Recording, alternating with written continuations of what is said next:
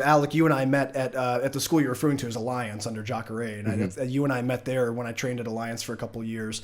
But you were there since you were pretty young. When did you first go find yourself under Jacare's guidance in jiu-jitsu?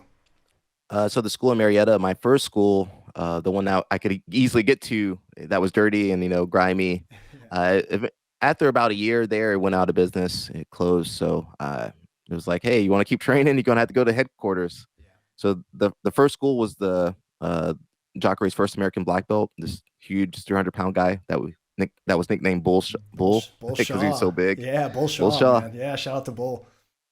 And so I had to switch over to headquarters. Luckily, I was just old enough to get my driver's license, so like it just worked out perfectly. Because if I didn't have that, actually, I think I started training there before I had my driver's license, so I had to force a family member to drive me down there, Sandy Springs, Georgia, and then they had to wait for that night class to be over. So 2 or 3 hours process.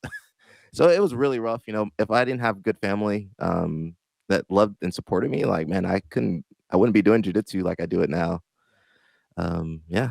That's awesome. Yeah, it's all pre-Uber, man. It's all before Uber or any kind of there's Pre-Uber so and many conveniences now, man, to train I easier remember, and I used to have like the GPS, the little the MapQuest at the old MapQuest places. the Like, Tom man, Tom or the Garmin or whatever. Yeah, yeah. yeah, it was completely different time. Yeah.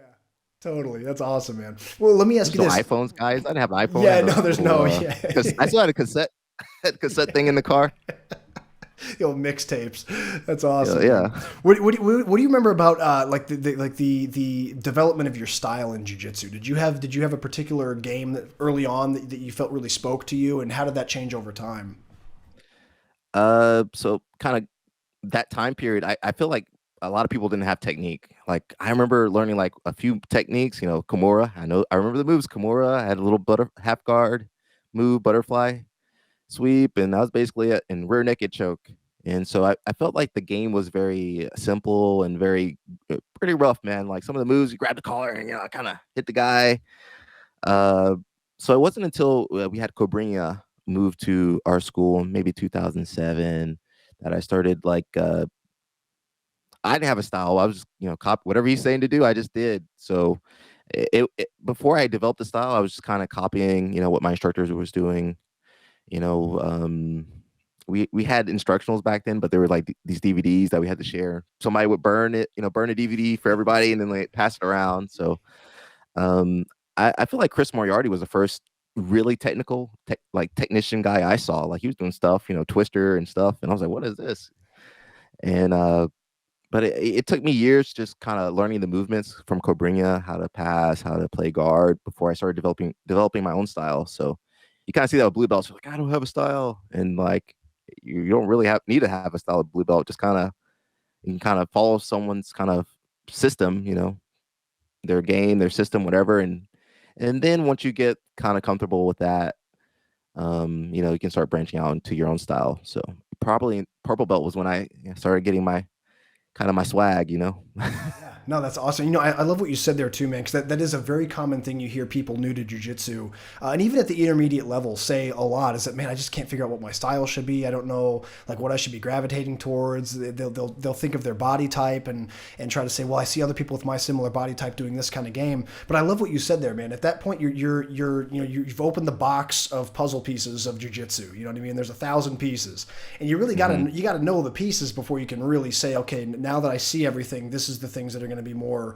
along the line with me. And the first thing you have to lay down, obviously, your foundation, your fundamentals. You got to really drill those in so they're second nature for you. Then you can start thinking about putting your game together. And I love that you pointed that out, and I'm sure that that's something you get messages about a lot, right? You see this? I think about AOJ, Autos. They have a style, They got that Mendez style. Yeah. They're not letting the students do, they get students in and whatever the student was doing before, they're like, hey, no, just do what Hoffa's doing, do what Guy's doing.